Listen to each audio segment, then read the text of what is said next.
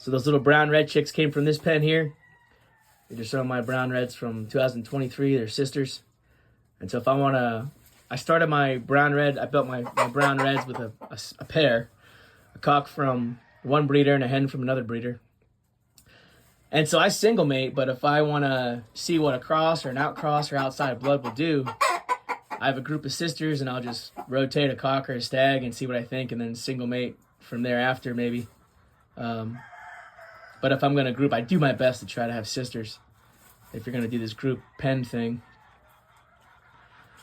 But he's a black red. I try not to focus on any of the names or any of that. I mean, he's a McRae, said to be the story was Mr. Wayne told me he was backstage with Ray Price, and Ray Price had these chickens, and there's more to the story. I forget if I even told it, but yeah, Mr. Wayne told me on the phone he was given a trio of these McRaes from Ray Price himself, and they were the best fowl he ever had. They said Ray Price said they'd be the best chickens I ever had, and he was right.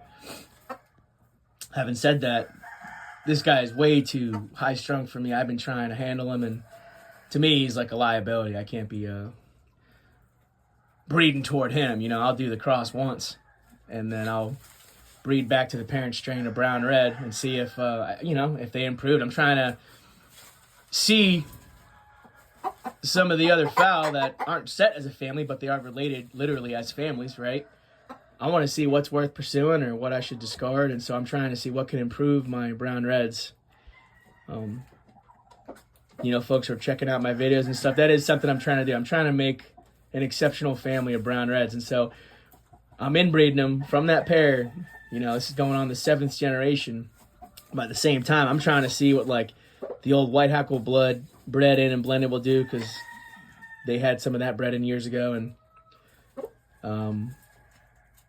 I guess it's hard to find top-notch black fowl, quote-unquote, but this guy came highly recommended from Mr. Wayne, from a buddy of mine, and I talked to Mr. Wayne. I like how he spoke. He was a gentleman, and I figured I'd try this stag out, but I will not be line breeding to him, that's for sure. But yeah, I just wanted to share where those chicks came from. And like I said, that other one was just an accident, but that happens. Sometimes a hen will lay some eggs after she goes broody and sets.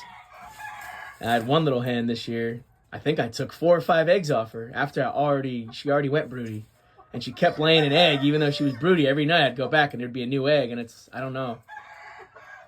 So, strange things happen in the natural world. Take notes. You really got to take detailed notes and observations. Otherwise, you're not going to learn nothing. You won't progress.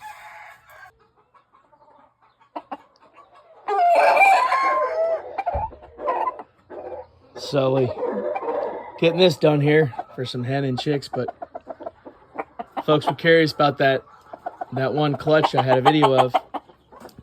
That little brown chick was sired by this guy on the yard, because he's the only stag I have on the yard right now.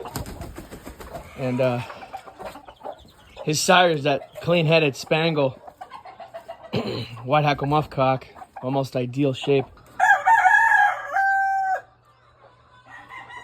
Yeah, so I set a dozen eggs, basically from a black red over some brown reds. They're all, I was expecting, typical black and white chicks. But that hen was on the yard with this guy, so he sired that little rusty brown chick with that brown red. Just wanted to show what he looked like. I'll show you the other brood pen.